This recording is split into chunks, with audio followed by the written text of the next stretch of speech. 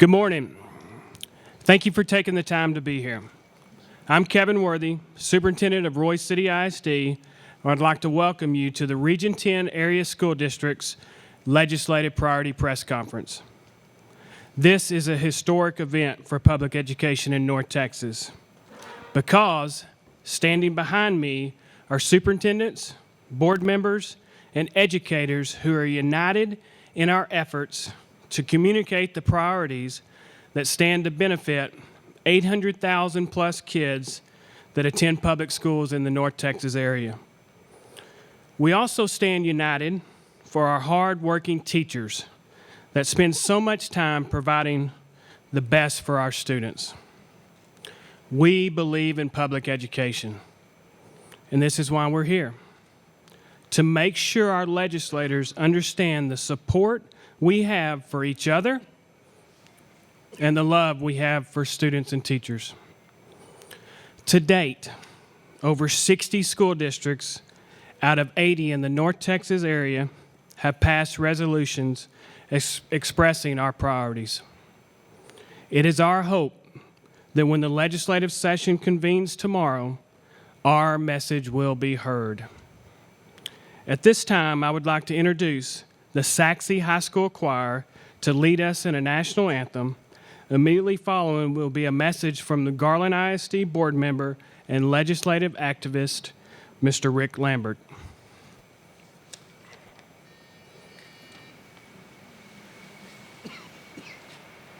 Oh, say, can you see by the dawn's early light what so proudly we held at the twilight's last gleaming, whose broad stripes and bright stars through the perilous fight o'er the ramparts we watched were so gallantly streaming, and the rockets red wave, the guns bursting in air, gave proof through the night that our flag was still there.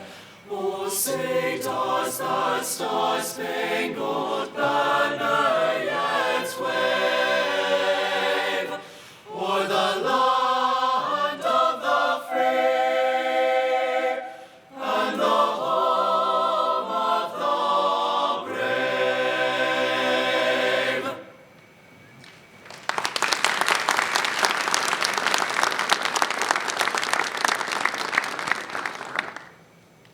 What we see this morning is what unity really looks like.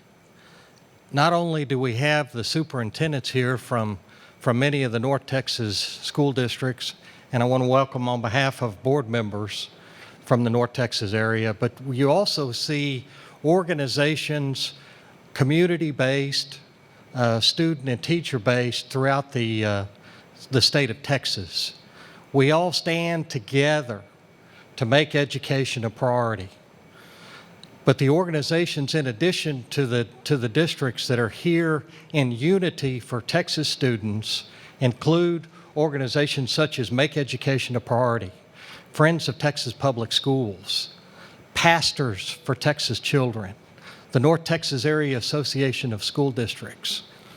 This is an unprecedented group that stand together to send a message to our legislature that we stand for kids, and we hope that as they deliberate and do their hard work during this session, that they'll keep in mind the best interests of all students and meet our constitutional requirement from our Texas Constitution that requires the maintenance and efficient operation of free public schools for all students in Texas.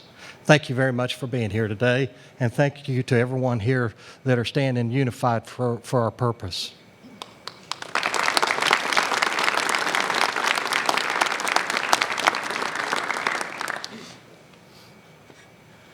Good morning. My name is Doug Williams. I'm superintendent with Sunnyvale ISD. I have the distinct pleasure this morning of introducing one of our students. She's a senior at Sunnyvale High School, Miss Nisa Kantorek.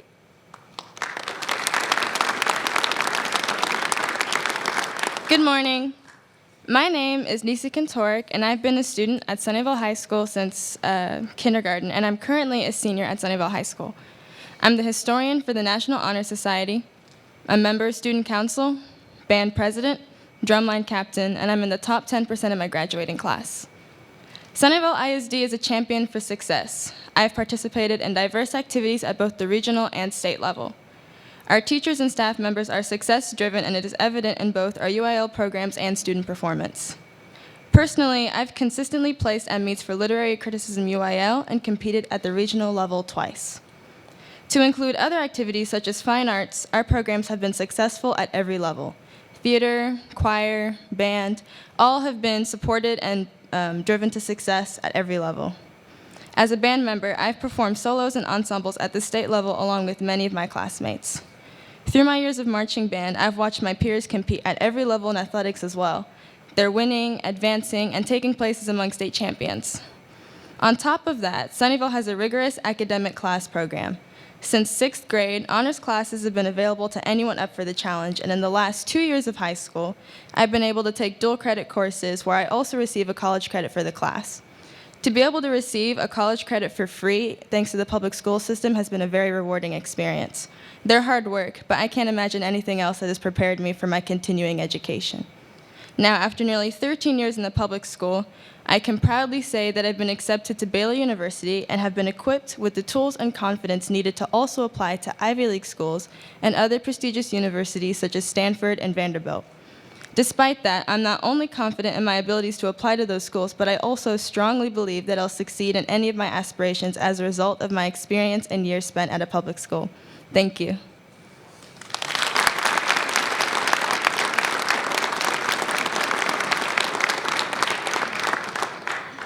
Thank you, Nisa. Today, the men and women standing behind me all stand for a unified purpose, the students of Texas.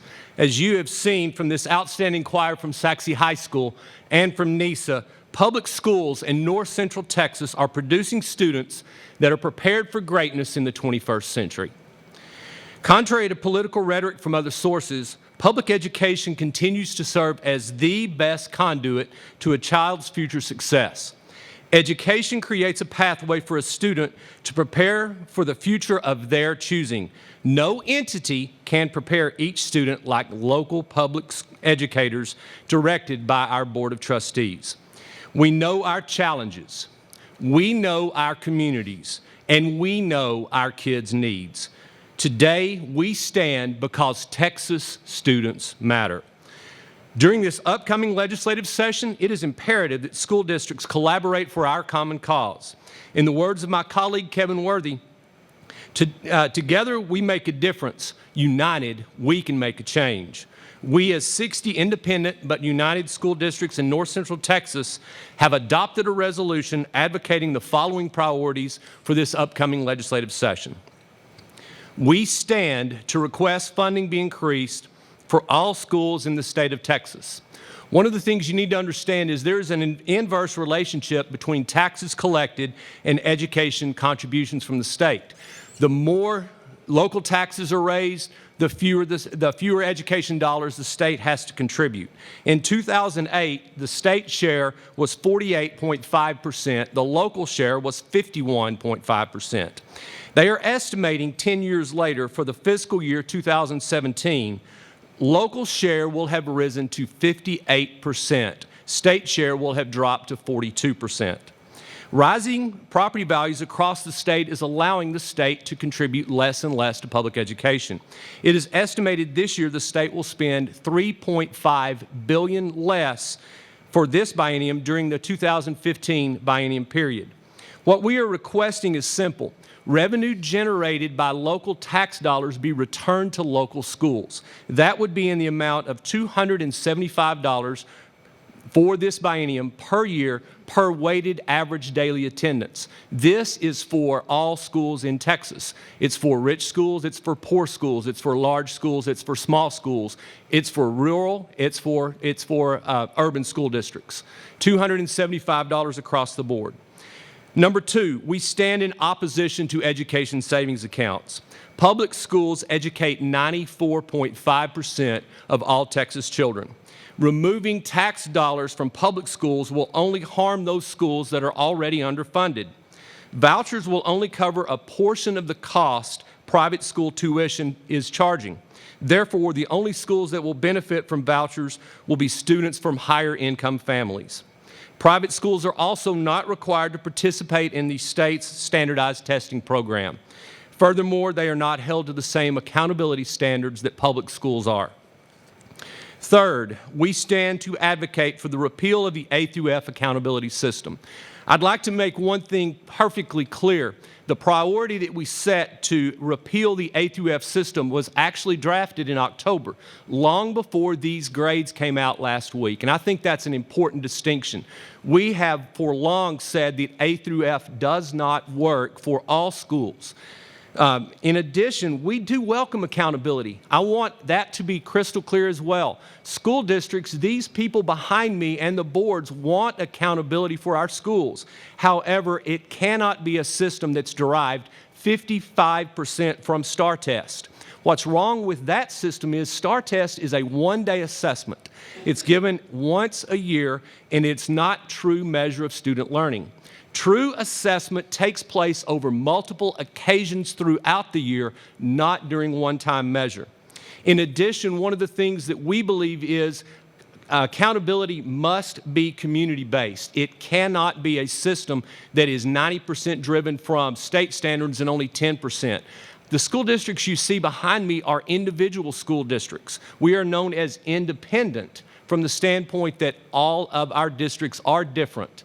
A system that is 90% based on one-size-fits-all does not work. The needs that we have for our kids are needs that need to take place by our local boards and our local communities saying this is the standard for us. You know, one of the things that is also an issue with the accountability system reminds me of a story that my colleague David Vroonland, superintendent from Mesquite, shared with us. He got a call from a parent of a third grade student, and that mom said, Dr. Vroonland, I've got a concern because my daughter is so upset. She's so concerned about this test that she's about to have to take. It's affecting everything that she does. She doesn't want to come to school. She's having a hard time sleeping. She doesn't want to eat, and because of the test anxiety that she's facing. Any system that causes our third grade kids that much anxiety is not a good system. And A through F will only exacerbate that. It will only put that much more pressure on the kid, the teacher, the administrators, and the board to make sure that they hit those measures so that we can achieve those grades. This coalition of administrators and board members represent thousands of students, parents, and staff members. We stand to mobilize our fight for these measures because they are right for the future of education and they are right for the students of Texas. We ask all stakeholders to join us in these efforts because Texas students matter. Thank you.